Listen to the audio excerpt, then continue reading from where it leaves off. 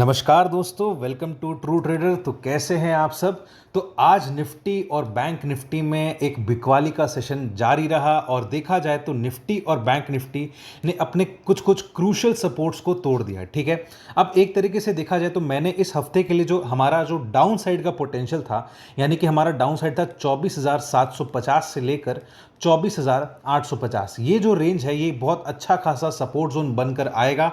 और यहाँ पर आज निफ्टी ने अपना एक लो बनाया है और वो है आपका 24,694, मतलब लगभग 24,700 के आसपास का जो निफ्टी ने सपोर्ट लिया है। अब आपको अभी भी लग रहा होगा कि यहाँ पर और बिकवाली आ सकती है। तो देखो, एक चीज़ यहाँ पर आपको और भी कई सारी चीज़ें देखनी होती है, जैसे कि यदि आप सिर्फ मूविंग एवरेज के बेसिस पे दिमाग लगाओगे तो ऐसा हो सकता है कि यहाँ पर आप गलत पड़ जाओ।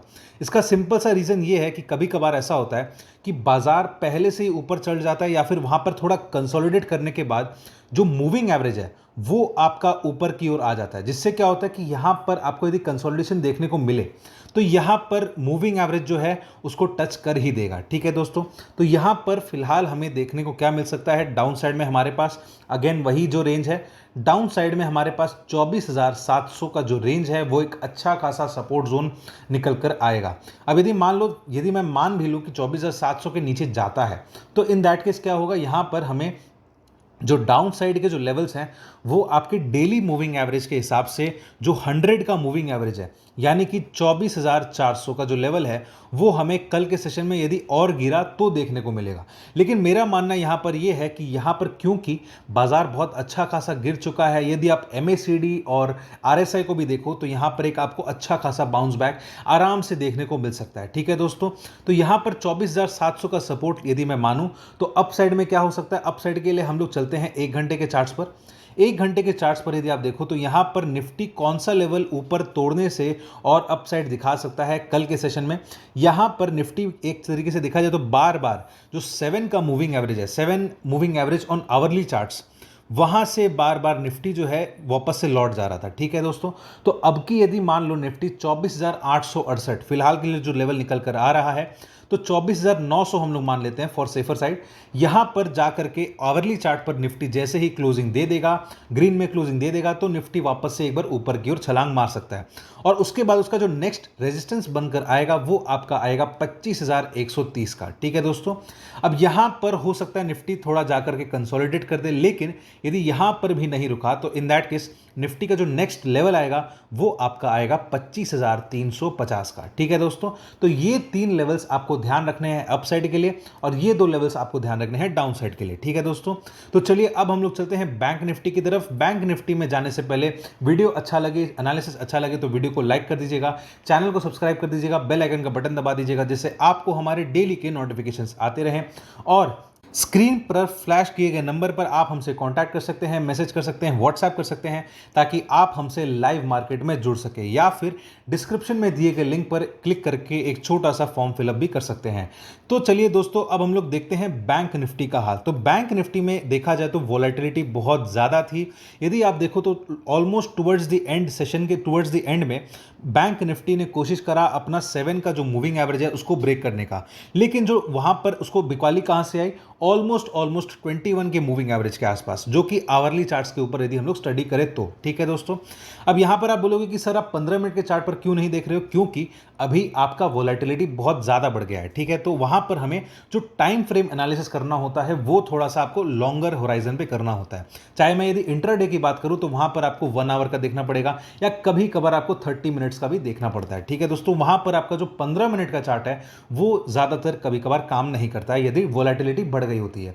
तो यहां पर अब हम लोग चलते हैं बैंक निफ्टी के एनालिसिस पर। बैंक निफ्टी के एनालिसिस में भी निफ्टी जैसा ही चार्ट बना हुआ है। ठीक है दोस्तों, यदि आप मूविंग एवरेज की बात करें या फिर यदि आप MACD की बात करें तो वहां पर भी आपको देखने को मिलेगा कि अब जो है MACD भी उछाल मार सकता है आराम से, और आपका जो हमारा बैंक निफ्टी है उसके चक्कर में वहां पर टेक्निकल तौर पे ऊपर जाना चाहिए। फिर भी यदि मैं डाउन साइड की यदि बात करूं तो उसके लिए हम लोग क्या करेंगे, उसके लिए एक बार डेली चार्ट्स पर चलते हैं।